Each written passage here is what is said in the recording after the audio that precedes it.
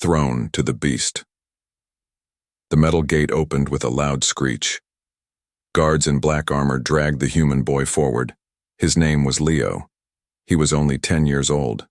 His face was dirty, his clothes torn, and his eyes wide with fear. "Please," he whispered. "Please don't do this." The aliens didn't care. They were tall and cruel, called Drathari. Their skin was gray and rough like stone. Their yellow eyes showed no mercy. They dragged Leo to the edge of a deep pit. The ground around it was cracked and black. Steam rose from below. A crowd of aliens stood around the pit. Some laughed. Others watched in silence. There was a large screen above them, showing the inside of the hole, dark and smoky. "That's the beast's cage," one alien said. "He won't last a minute." The commander stepped forward. "For the glory of the Drathari Empire," he shouted, "we offer this weak human to our sacred beast." Leo cried out, but no one helped him. A guard pushed him. He fell. He screamed as he dropped, tumbling through smoke and shadows. He hit the ground hard. It was warm. Too warm. And quiet. Too quiet. Leo sat up, shaking. He looked around. The cage was huge, made of rock and thick metal bones. Fire burned in the corners. Strange marks covered the walls. And then he heard it. A growl. It came from the shadows. Heavy, breathing. Slow, powerful footsteps. The beast. Leo stood, backing away slowly. His heart pounded in his chest. His legs shook. The beast came into the light. It was huge, bigger than any animal Leo had ever seen. Like a wolf, but with spikes on its back. Its eyes glowed red, and its fur shimmered with silver streaks. Its jaws were wide. Its claws scratched the floor as it walked. It stopped just a few feet away from him. Leo froze. His lips trembled. The aliens watching above leaned closer to the screens, waiting for the kill. But the beast didn't attack. It stared. Leo stared back. And then, something strange happened. The beast sniffed the air. Then it lowered its head. It sat down. The crowd gasped. Confused voices rose. What is it doing? Why isn't it attacking? This has never happened. Leo didn't move. The beast tilted its head. It seemed calm. Very slowly, Leo reached into his pocket. He had a small piece of dry bread. He held it out with a shaky hand. The beast sniffed again. Then, to everyone's shock, it licked the bread from Leo's palm. The control room went silent. "No," the commander growled. "This is wrong. The beast never shows mercy." Down in the cage, Leo sat down, too tired to stand anymore. The beast moved closer, curled around him like a giant shield. Its warm fur touched his back. For the first time in days, Leo didn't feel cold. The beast closed its eyes. Leo whispered, "Thank you." Up above, scientists and leaders argued. This boy. He's bonded with it. It's impossible. It's a threat. If the beast chooses the boy, we lose control. The commander gave the order. Kill the human now before it's too late. 2 armed guards moved toward the side tunnels that led into the pit. They carried shock lances and silent blasters. Below, Leo had fallen asleep, his small body pressed against the beast's soft chest. The beast opened one eye. It had heard the guards coming. It growled. And then, it stood. Up in the control room, the alarm lights turned red. The beast roared, loud enough to shake the walls. Cameras shook. Screens went fuzzy. Screams echoed from the tunnels. The cameras inside the pit went black. A minute later, blood flowed from the tunnels. No one came out. The commander clenched his fists. Seal the pit. Lock it down. No one goes near. But it was too late. The cage was empty. The boy and the beast were gone. Smoke drifted from the broken tunnel walls. Leo opened his eyes slowly. His body ached, and he coughed from the dust. He lay curled beside the beast, deep inside the tunnels beneath. The cage. It was warm here. Safe, for now. The beast watched the shadows, alert and quiet. Its eyes glowed like burning coals. Blood stained its claws, but it wasn't breathing hard. It had not killed out of anger. It had killed to protect. Leo sat up. You saved me." The beast didn't speak, of course, but it leaned close and gave a low, rumbling sound. Not a growl, something gentler. Like a mother wolf calming her cub. Leo reached out slowly. His hand touched the beast's thick fur. "Thank you." Above them, alarms blared. Alien voices barked orders. The Drathari were searching, sealing exits, sending drones. But the tunnels were ancient, lost even to them. These paths had been carved long ago by forgotten hands. The beast moved forward. Leo followed. They passed through dark chambers, broken machines, and strange lights. Sometimes the walls glowed with blue lines, pulsing like veins. Leo didn't know where they were going. But the beast did. Hours passed. At last they reached a quiet space, an old chamber with a cracked glass dome above. Moonlight shined through. It looked like a resting place. The beast lay down, curling its body around Leo. The boy leaned into the warmth. He had not eaten since yesterday. His stomach growled. His hands trembled. The beast stood and disappeared into a side tunnel. Leo waited. After some time, the beast returned, carrying a small animal in its mouth. Something like a rabbit, but glowing faintly. It dropped it before Leo and stepped back. Leo stared. "Is this for me?" The beast made the same low sound again. Leo's eyes filled with tears. No one had fed him since he was taken from his colony. The aliens had only laughed and thrown scraps. He ate slowly, carefully. When he was done, the beast lay beside him again. Up above, in the control tower, the alien commander slammed his fist on the table. "The beast is protecting the human. This is a disaster." A scientist whispered, "He's tamed it. Somehow the beast listens to him." "No," the commander snapped. "No beast obeys a human. This must end." Another alien, older and quiet, stepped forward. "Long ago, the beast was made in a lab. It was mixed with DNA from ancient human captives. It has their instincts, their memory, maybe even their feelings." The room went silent. The commander growled, "I don't care what it remembers. Find them. Kill the boy. Burn the beast." Back in the hidden chamber, Leo slept. But the beast didn't rest. It stood watch, nose twitching, ears alert. And then it heard something. Metal legs clicking on stone. Drones. 3 of them crept into the tunnel. Their red lights scanned every corner. The beast stood in front of Leo, teeth bared. It growled louder this time. The first drone fired a dart. The beast leaped, fast like lightning. One drone was crushed under a paw. Another flew into the wall and shattered. The third escaped and flew back toward the surface. It would tell them everything. The beast knew. Leo woke with a scream. What happened? The beast looked down at him. Then it did something strange. It bowed its head and nudged Leo forward. "What? You want me to run?" The beast growled softly. "No, I'm not leaving you." The beast pushed harder, then pointed with its nose toward a light. Another tunnel. Leo shook his head. "They'll kill you." The beast didn't move. It stayed. Still watching him with sad, glowing eyes, Leo stepped forward slowly, heartbreaking. "I'll come back, I promise." He ran down the tunnel. The beast waited until the boy was gone, then turned toward the drone's trail. It would lead them away. Above, the alien guards saw the drone footage.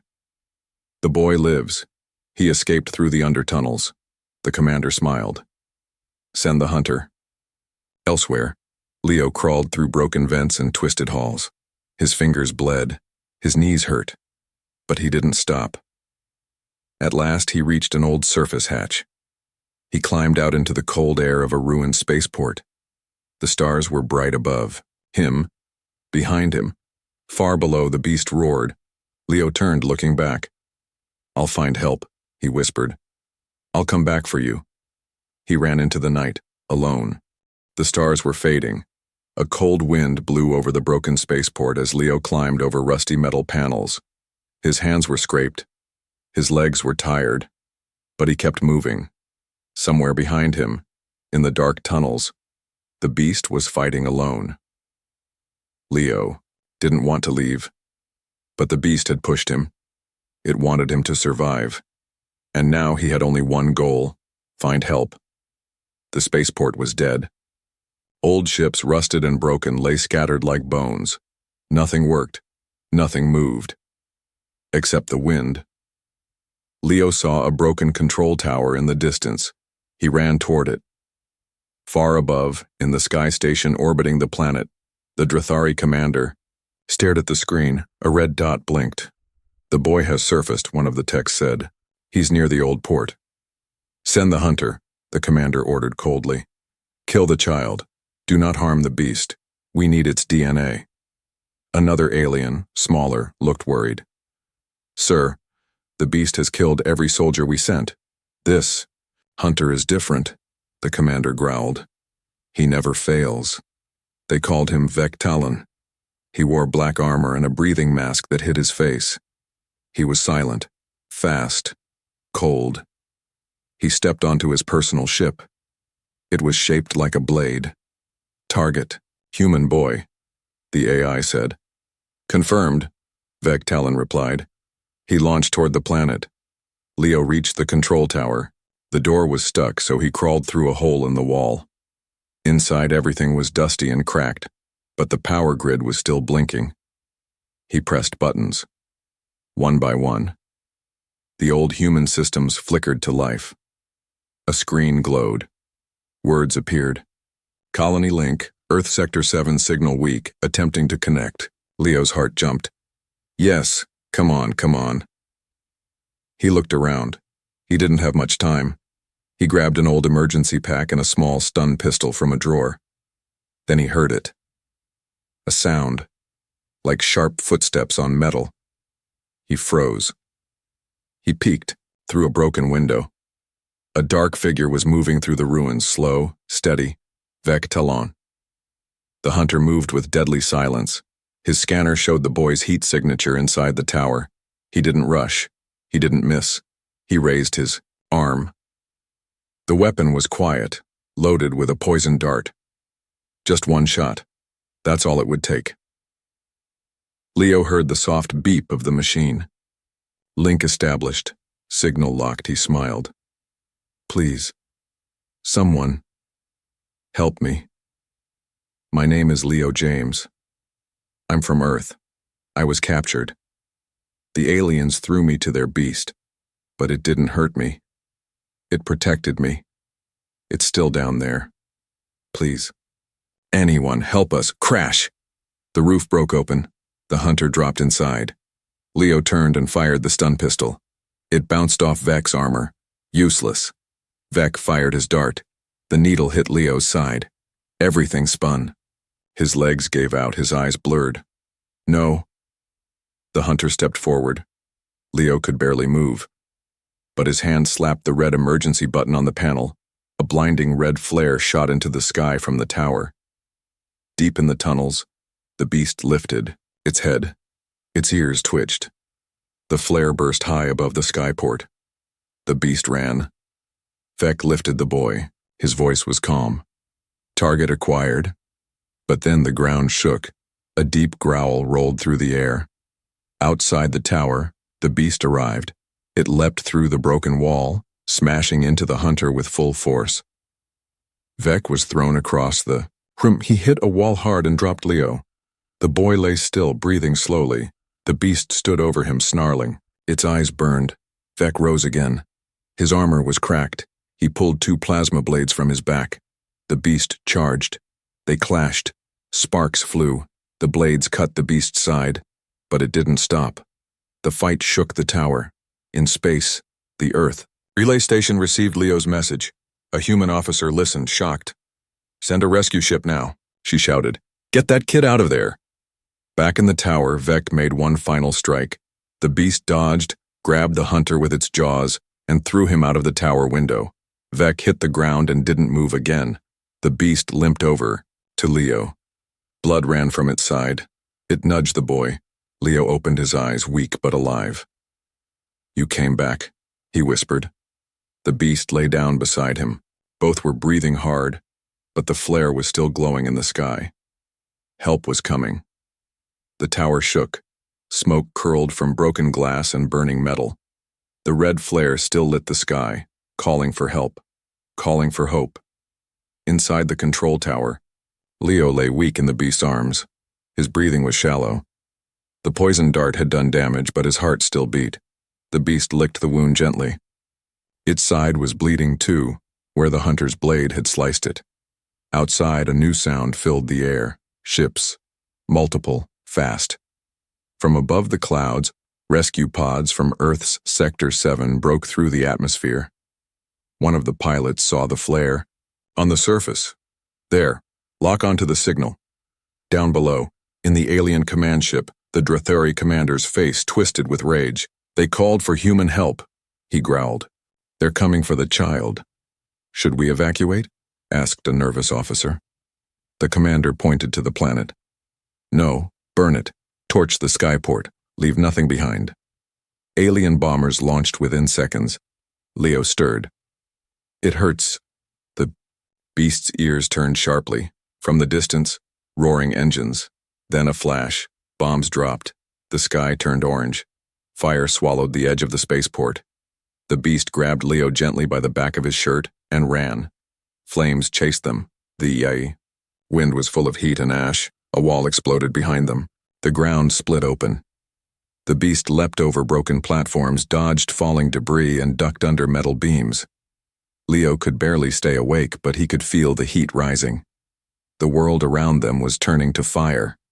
Up above, the Earth rescue ship saw the flames. "Surface is under attack," one soldier shouted. "Scan for survivors," a medic gasped. "Sir, there's a large life form running through the wreckage, carrying something. Is it hostile?" "It's shielding a child." The captain leaned forward. "Bring them in, now." The beast found an old shuttle bay. Its doors were half open, melted at the edges. It ran inside and set Leo down. On a pile of old canvas sheets, Leo's eyes opened just enough to see the beast's face. "You saved me again." The beast pressed its forehead to his. Then the ground exploded behind them. The shockwave knocked the beast across the room. Leo rolled off the canvas, groaning. From the sky above, one of the alien bombers circled back for a second strike. That's when the Earth dropship arrived. It fired twin missiles at the bomber. The alien ship exploded in midair, breaking into pieces. The rescue ship hovered above the broken bay, lights scanning. Target locked. "Lower the ramp." The back door dropped. Two human soldiers ran out in full armor. One of them paused. "Sir, that's not just a child. That's a monster." The other snapped. "He's protecting him. Help the kid. Move." The medic reached Leo and injected him with a stabilizer. Leo gasped, his eyes clearer now. "Don't hurt him," he begged. "Please. He's not a monster. He's my friend." The beast growled low, standing between the soldiers and Leo. The humans held their fire. The captain stepped forward slowly. No weapons, just calm eyes. He knelt down and spoke gently. "It's okay. We're not here to hurt you." The beast looked at Leo. Leo nodded weakly. "It's okay. Go with them." After a pause, the beast stepped back. Together, Leo and the beast were carried into the dropship. The door closed behind them just as another explosion rocked the area. Minutes later, the dropship lifted off. Flames below faded into clouds. Leo lay on a medical bed, now breathing better. Tubes fed him oxygen and fluids. The beast sat in the corner of the ship, chained but not fighting. The soldiers watched it from a distance. "Why didn't it run?" one asked. The captain replied, "Because it wasn't trying to escape." He looked at Leo. It was trying to save someone. In the command tower of the alien fleet, the Drathari commander roared. "They escaped?" "Yes, sir," said the tech. "The human rescue team retrieved the boy. And the beast. The commander slammed his fist into the console. This changes everything. If humans learn the beast obeys the boy, we lose control. He turned to the officers. Send the message to High Command. Begin Phase 2. In the rescue ship, Leo opened his eyes again. He turned his head toward the corner. The beast lifted its head. Leo whispered, "We made it." The beast gave a soft huff and lowered its head once more. But even in rest, its eyes never stopped watching, never stopped guarding. The stars outside the ship looked peaceful. But inside, no one was calm. The Earth rescue team had just picked up something no one expected. A human boy protected by an alien beast. The soldiers still didn't know what the creature was. They only knew one thing. It didn't try to kill anyone. It tried to save the child. Leo lay on a soft medical bed, wires gently checking his heart, his brain, and his breath. Machines beeped softly beside him. The beast sat in the far corner of the ship, its limbs chained. Not because it fought, but because no one dared take a chance. But it didn't growl. It didn't snap. It only watched Leo, eyes full of fire, eyes full of something else. On the alien mothership above the planet Vectalon, the hunter was alive. His armor was cracked, his bones were bruised, but his eyes were still sharp with rage. He stood before the commander. "I had the boy," Vec said. "The beast interfered. You failed," the commander replied coldly. Vec's mask hissed as it locked over his face. "I don't fail twice." Back on the human rescue ship, Leo began to wake. His vision was blurry, but he saw a friendly face. Woman in a white suit, a human doctor. "Shh, you're safe now," she said. Leo blinked. "Where's the beast?" The doctor pointed, still in the corner, still watching. "He hasn't moved," she whispered. "Not unless you cry out." Leo sat up slowly. "You can't hurt him. He didn't choose to be what they made him." "We know," she said softly. The ship's captain entered the room. "Kid, you said something strange in your message. You said they threw you to this thing. Why?" "They wanted to feed me to him," Leo said, eyes dark. "But he didn't eat me. He fed me. He protected me." He looked the captain in the eyes. "He's not a weapon. He's family now." The captain nodded slowly. "That's why we're keeping both of you under protection. Earth Command will decide what happens next." Vectalon didn't wait for permission. He launched his own stealth ship, silent and invisible to most scanners. He had marked the rescue ship's signal. "Target locked," his AI said. "Prepare boarding," Vec ordered. The human rescue ship floated through quiet space, heading toward a jump gate that would take them back to Earth. Inside, Leo finally stood on his own feet. He limped a little, but he smiled as he walked toward the beast. The chains clinked as the beast looked up. Leo touched its fur gently. "We're almost home." The beast lowered its head, pressing it against his shoulder. Then, red lights flashed. Sirens screamed. The intercom buzzed. "Intruder alert. Unauthorized ship has latched onto the hull." Soldiers rushed through the halls, guns drawn. The captain shouted orders. Leo's heart froze. He knew. It's him. Vectalon moved through the ship like a ghost. His suit bent light, making him nearly invisible. He disabled guards with quick strikes. Silent, brutal. He had one goal: take the boy. He didn't care who died along the way. The beast felt it first. Its ears twitched. Its muscles tensed. It pulled against the chains. Leo turned. "What is it?" The door to the medical bay opened. The soldiers guarding Leo were already unconscious. Vectalon stepped in. His red visor glowed. He raised his weapon. But this time, Leo didn't run. "You want me?" he shouted. "Come through him!" He pointed at the beast. The chains snapped. In one roar, the beast leapt across the room. Vec dodged left. His blade sliced, but barely nicked the beast's shoulder. The beast knocked him back through the wall. Alarms screamed.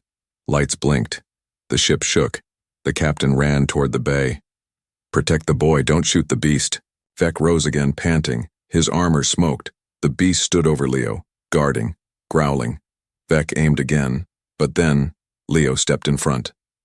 "I won't let you hurt him," he said. "I don't care who you are."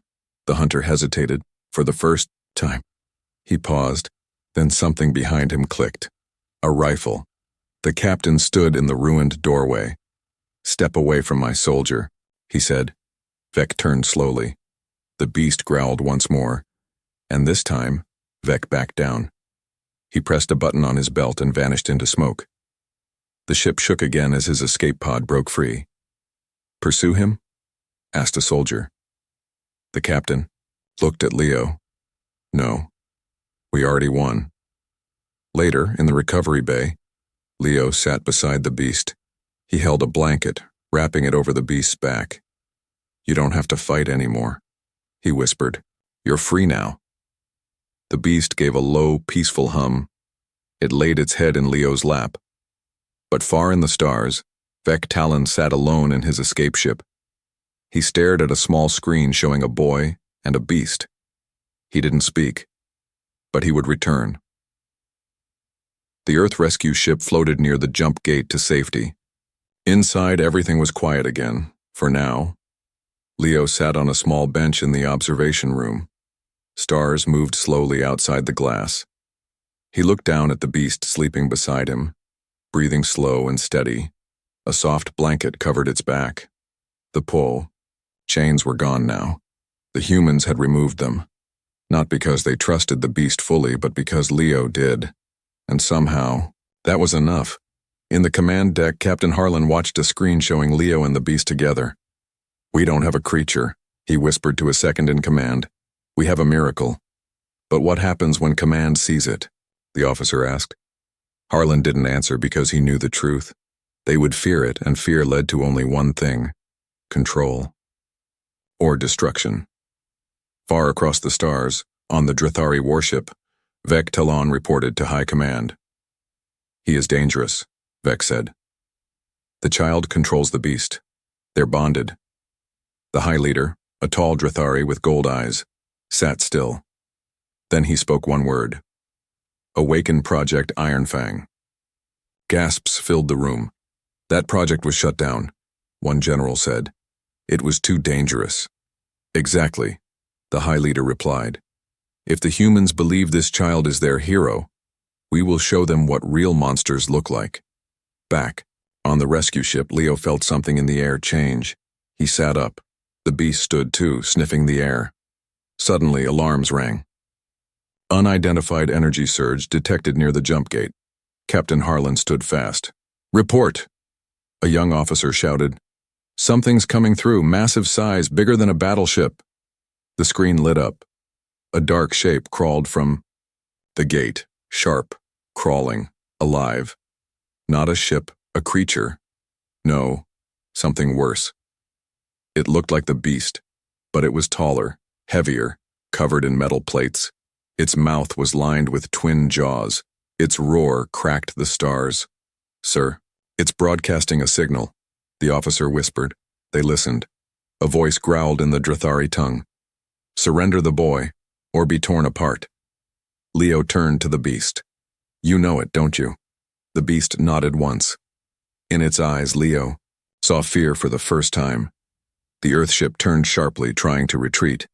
But the enemy creature launched toward them, fast. Plasma strikes shook the hull. Sparks flew through the halls. One wing was blown apart. "We can't outrun it," shouted the pilot. The beast stepped forward past the soldiers and growled at the screen. Leo held its fur. "You want to fight?" The beast didn't move. Then slowly it looked down at Leo and bowed its head. "Let me out," Leo said. The captain stared. "What?" "Open the bay doors," Leo said. "He's going to face it." "You'll..." "I'm not leaving him." The beast walked to the launch ramp. Leo followed. The crew stood frozen as the doors opened. Wind roared inside. Then, they jumped. The two landed on the burning remains of the outer hull. Stars glowed above. Fire sparked around them. From the dark sky, Ironfang dropped down. A giant. Built to kill. It growled once, and the fight began. Metal claws struck. The beast dodged left, then bit hard into Iron Fang's side. Sparks flew. The metal armor cracked, but not deep enough. Iron Fang grabbed the beast and slammed it to the ground. Leo screamed, "Get up!" The beast did. It wasn't giving up, because Leo was still there. Inside the ship, the captain watched helplessly. They can't win this. But then, Leo stepped forward. He pressed his hand to the beast's chest. "Remember who you are." The beast's body began to glow. Its eyes burned brighter. Muscles tightened. Old wires under its skin snapped and fell off. Its breath turned to steam, and it roared, louder than ever before. It leapt at Iron Fang, biting, tearing, slashing. Claws broke metal. Teeth ripped circuits. A final slam, and Iron Fang crashed through the burning hull and into space. Gone. Silent. The beast stood panting, shaking. Then it fell to its knees. Leo ran forward. "Don't you die now," he whispered. "You did it. You saved them." Again, the rescue team pulled them both back inside. The doors closed. Medics rushed in. The beast was bleeding, but alive. Later, as the ship limped away toward the next jump point, Leo sat beside the beast's healing bed. He held its paw gently. "You're more than they ever said," Leo whispered. "You're not a weapon. You're not a monster. You're free." The beast blinked once slowly and let out a soft breath. Leo leaned his head against its fur. In the darkness of space, somewhere far away, Vec Talon watched the footage from a hidden drone. He saw everything, and this time he smiled. Because the boy had won again. But that meant one thing. He wouldn't stop. Not until he made Leo and the beast bow.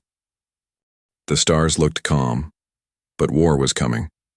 The Earth rescue ship floated silently near the homeworld jump gate. Its engines were damaged. Half the crew was injured. And in the medical bay, the creature the galaxy once feared most, the beast, lay still. But not dead. Leo sat beside it, his small hand resting on the beast's warm chest. "You're not done yet," he whispered. "I know it. The medical crew said the beast needed rest.